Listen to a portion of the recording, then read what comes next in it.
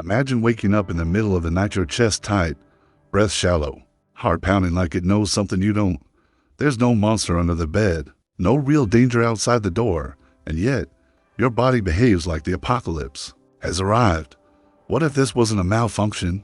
What if the anxiety you're desperate to escape is actually a messenger one that doesn't speak in words, but in symptoms, sensations, and silence? Carl Jung, the Swiss psychoanalyst and father of analytical psychology, believed that our inner distress, our fear, our unease, our persistent anxieties are not simply pathologies to be medicated or banished. They are, in fact, signals, cries from the unconscious, whispers from the shadow. We often treat anxiety like an enemy, something to be conquered. But Jung suggested a radical shift in thinking. What if your anxiety is trying to show you who you truly are? Let that idea settle, because underneath every racing thought, every moment of dread, is a deeper question, one we rarely dare to ask. Who am I, really? Jung believed that we all construct masks, what he called the persona. It's the face we show the world, the polished identity designed for acceptance, approval, and survival. But there's a cost. Behind this socially acceptable mask lies the shadow, everything we've suppressed, denied, or disowned, every abandoned dream, every repressed truth, every trait we were told wasn't us. And anxiety is the pressure that builds when the mask no longer fits and the shadow starts to stir. So when your hands shake before a meeting, when your voice trembles in front of a crowd, when you feel like you're falling apart in the middle of what should be a perfect day, that isn't weakness. It's the beginning of a conversation with your deeper self. Part 2. The mask that doesn't fit anymore. From childhood, we're taught to be good, to be normal, to be like. We learn to perform. To smile when we want, to scream. To agree when we want, to protest. To chase safety instead of truth. And over time, we forget what we actually feel. We become strangers to ourselves. Jung said that the persona, the version of you designed for the world, is essential for functioning. But the tragedy begins where we start to believe that the mask is who we are, and anxiety is the fracture that forms when our soul refuses to stay hidden any longer. It's why anxiety so often erupts in moments of supposed stability: at a wedding, on vacation, in a secure job. On paper, everything is fine, but your inner world knows something your outer world doesn't. The shadow has grown restless. You feel pulled into directions. The life you built, and the life that secretly calls to you, a quiet ache to be real, to stop pretending, to finally listen. But the shadow isn't just made of repressed trauma or pain. It also holds your unrealized gifts, your forbidden strengths, the pieces of you that were never allowed to bloom. And anxiety is the tension between the lie you've been living and the truth you've been avoiding. So what if we stop silencing it? What if, instead of pushing our anxiety away, we turn to face it? What would it say? Maybe, you're not meant to live this small, or you betrayed your truth for too long, or even, you are more than the version of you they applauded. Part 3. Listening to the shadow's message. Jung once wrote, "Until you make the unconscious conscious, it will direct your life and you will call it fate." Anxiety is often that unconscious trying to be made conscious. It doesn't show up to ruin your life. It shows up to wake your life. Have you noticed how anxiety seems to have patterns? The same triggers, the same reactions, the same spiral. What if these patterns aren't random? What if they are the map? When you feel anxious around authority, is it your shadow reminding you of a time your voice was silenced? When intimacy terrifies you, is it echoing an old betrayal, still buried inside you? When achievement leaves you empty, is it asking, whose dream are you really living? These aren't just symptoms, they are signs. But to read them, we must sit in the discomfort, not to indulge it, but to listen to it, gently, curiously, compassionately. Imagine this: your anxiety is a part of you that has been knocking on the door for years. And every time you avoided it, it only knocked louder. It doesn't want to harm you. It wants to reveal you, because integration, not avoidance, is the key to wholeness. In Jungian psychology, we don't heal by erasing the shadow. We heal by integrating it. We take the lost parts of ourselves and bring them back into the light of consciousness. And through this union, we become whole. Anxiety becomes less of a storm and more of a compass. Part 4. Becoming who you were meant to be. The path through anxiety is not linear. It's a spiral, each episode taking you deeper, closer, inward. But if you listen, truly listen, your anxiety becomes sacred. It shows you the cracks in your life that let the light in. It confronts you with the masks you no longer need. It dares you to become what you've always been beneath the noise. Carl Jung didn't promise ease. He promised depth. He believed that the journey of individuation, becoming your true self, is painful, but it's also the only thing that makes life worth living. Because once you start to integrate your shadow, once you accept that your anxiety isn't a flaw, but a message, once you recognize that your suffering is actually your soul's alarm bell, you stop running and you begin to notice the patterns. You begin to honor the voice within. You begin to live from a place of alignment, not performance. And most of all, you begin to feel peace, not the peace of avoidance, but the peace of truth. This is the invitation Jung leaves us with. Let your anxiety speak. Let it tell you what you buried. Let it lead you not to fear, but to freedom, because on the other side of anxiety isn't just calm, it's authenticity. And it becoming who you truly are. The fear no longer owns you. Now the choice is yours. Will you numb it, escape it, fear it, or will you listen? Because the truth is, your anxiety might be the truest part of you, trying desperately to be heard. The mask that doesn't fit anymore. And oh, imagine this. You're walking through life wearing a mask. It's familiar, well rehearsed, maybe even admired. People recognize it. They respect it. They love it. But deep inside, you know it's not truly you. Carl Jung called this mask the persona, social self, constructed for the sake of adaptation. It allows us to function in a world full of expectations, judgments, and roles. But there is a danger hidden in its success. When the mask works too well, we forget it's a mask. We start to confuse it with our essence. And that's when anxiety enters, not as a flaw, not as weakness, but as rebellion, a soft uprising from within. Because while the persona keeps you safe, it also keeps you small. You start to live not as you are, but as who you're supposed to be, the responsible one. The achiever, the peacemaker. The good son, the perfect daughter, the professional, the polite, the predictable. But behind the mask, something begins to crack. It starts quietly, a hesitation, a strange discomfort, a feeling of being off, even in moments of supposed success. And then, one day, a full body signal, a panic in your chest, a tremor in your voice, a deep sense of unrest with no name. This is not random. It's the moment when your unconscious self can no longer remain silent.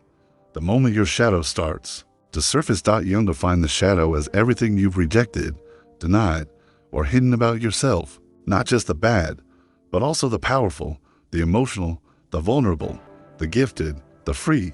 And here's the paradox. The more you try to maintain your mask, the more pressure builds beneath it. And anxiety becomes the tension between the life you present and the one your soul longs to live. So ask yourself quietly, honestly, who am I performing for? What part of me have I buried to be accepted? And what might happen if I stop pretending?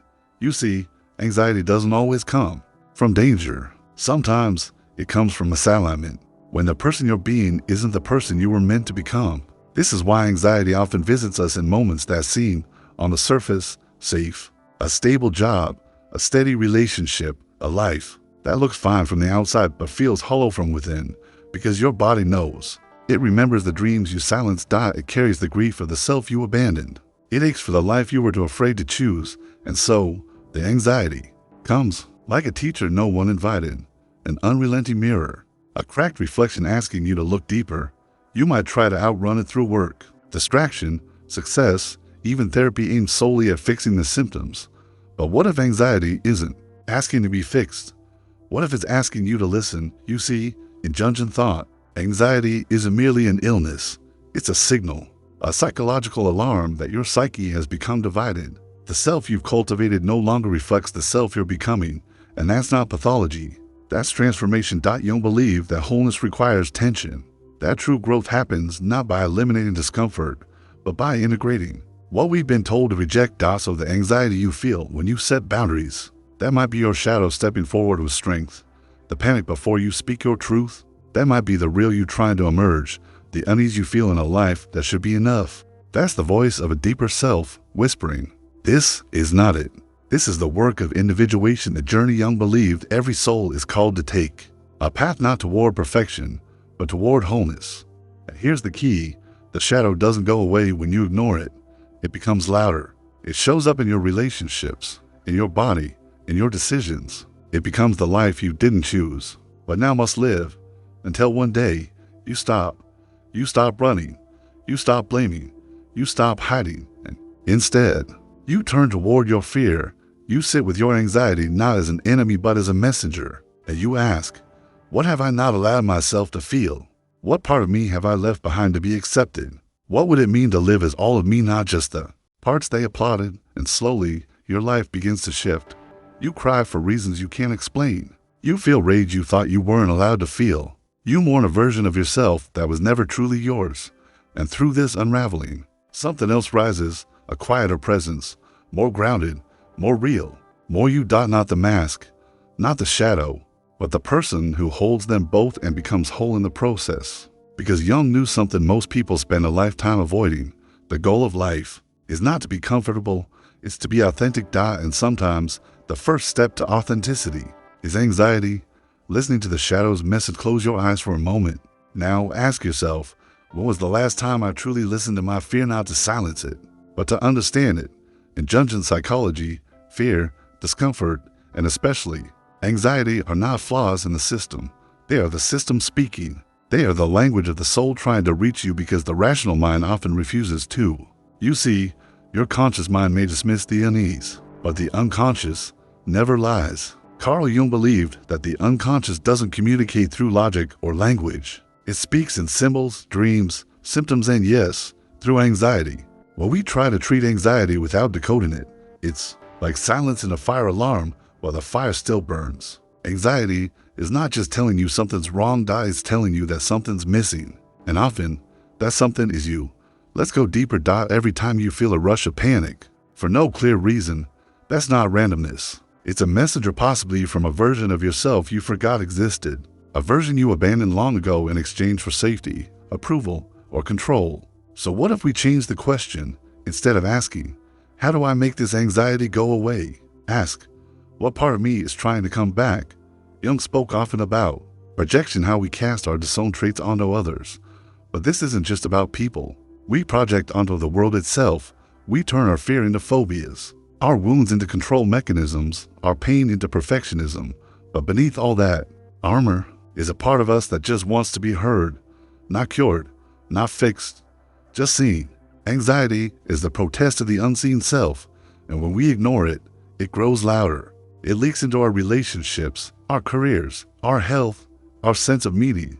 But when we turn toward it, when we stop fighting and start listening, something changes. We begin the process Jung called integration. Integration is not a self-help buzzword. It's not about achieving balance or calm. It's about becoming whole even if it breaks you first. Because what the world calls symptoms, Jung often saw as symbols. Take the fear of being alone. On the surface, it looks like loneliness, but underneath, it may symbolize the child in you who learned early that love had conditions. Or take the panic you feel in moments of success. Maybe it's not self-sabotage, but your soul's rejection of a version of success that isn't truly yours. Every pattern, every reaction, every recurring anxiety is a coded message, and decoding it requires radical honesty. Ask yourself, why does this situation make me feel powerless? What am I pretending not to know about myself? Whose expectations am I still trying to meet? This is the terrain of the shadow, the unspoken stories that live inside you. Not just the trauma, but the potential. Not just the wounds, but the wisdom. And here's the turning point. The shadow isn't trying to destroy your life. It's trying to restore it. It wants you to remember, to reclaim, to return. Return to the artist you silenced because someone said your work wasn't practical. Return to the leader in you who learned to shrink after being called to. Must return to the wild, intuitive, sensitive, defiant soul you buried under layers of performance. Yes, anxiety is uncomfortable, but so is birth, so is growth, so is truth. The mistake is believing that comfort is the goal. It's not. The goal is truth, because truth heals. Not by soothing you, but by setting you on fire, burning away everything you are not, until only the essential remains. Now imagine what it might feel like to live without running, to face the anxiety and ask it directly, what do you want me to see? And maybe, for the first time, it will answer, you've been pretending for too long. You've called survival your identity. You forgot the sound of your own voice. And in that moment, if you're willing to stay, if you're willing to feel instead, a fix, your life begins to change. Not all at once, but subtly, powerfully, authentically. Because Jung was right. The most terrifying thing is to accept oneself completely, but it is also the most liberating. You don't need to fight your anxiety. You need to meet it, sit with it, let it teach you, because it's not your enemy. It's your invitation to stop performing and to finally, quietly, come home. The transformation. Beneath the fear, take a deep breath. Feel the anxiety not as an enemy but as a door, because this is the moment where everything can shift. Carl Jung didn't offer a path of comfort. He offered a path of wholeness, and wholeness isn't about fixing your pain. It's about becoming the kind of person who can hold it without being destroyed by it. So if anxiety is knocking at your door, it's not to break you. It's to wake you, to remind you that there is something inside you that you've forgotten, something ancient, powerful, real. Your true self. By now, maybe you've realized something. Your anxiety has always been a signal of separation, a split between who you are and who you've been pretending to be, between your deepest self and your daily life, and every symptom, every restless night, every racing heart, every sense of collapse was never random. It was sacred. It was your soul calling itself back home.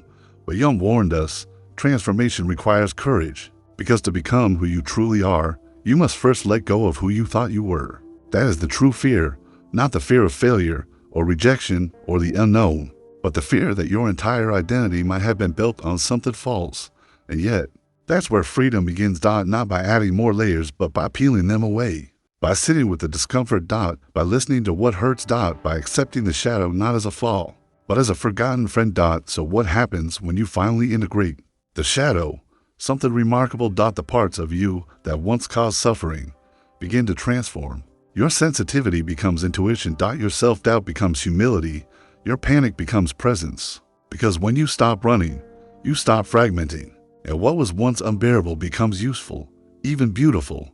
You stop trying to be someone, and instead, you simply are. Whole, imperfect, real.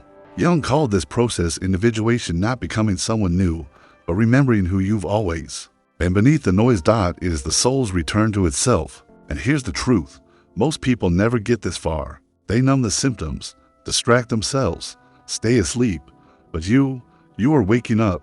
You're realizing that anxiety is not the end of the story. It's the beginning of a deeper one. So what now? Now, you listen differently. The next time the fear rises, ask, what is this trying to show me? The next time your chest tightens, ask, what part of me have I silenced? The next time you want to escape, ask, what if I stayed with myself for just one more breath? Because this is what it means to live from the soul, not to be fearless, but to let fear guide you inward, not to eliminate pain, but to translate it, and not to chase healing like a goal, but to walk with it like a companion. Carl Jung knew that the road to self isn't paved with answers, it's paved with questions. And those questions don't always soothe, but they always reveal. They take you to the places you've avoided. They show you the truths you buried, and they introduce you to yourself. And now, a final reflection. You were never broken. Your anxiety was never a flaw. It was a compass, pointing you back to the places you left behind. The parts of yourself you labeled too much. The dreams you dimmed to stay safe. Now is the time to reclaim them. To live from the center, not the surface. To breathe from your soul, not your fear. To walk not away from yourself, but toward. And yes, it's terrifying. But as Jung said, there is no coming to consciousness without pain. Yet on the other side of that pain is something extraordinary. Peace, not the peace of comfort, but the peace of alignment. Not the stillness of numbness, but the stillness of truth. And when you touch that truth, when you live as your whole self, you begin to feel something you may not have felt in a very long time. Home. Home in your body. Home in your mind. Home in your life. And from that place, everything changes. So now the choice is yours. Will you keep chasing calm? Or will you finally answer the call? Because your anxiety is not here to stop you. It's here to awaken you. To the life you were meant to live. To the person you were born to be. To the self you were always becoming. Now step forward, not away from your fear, but through it, and finally into yourself.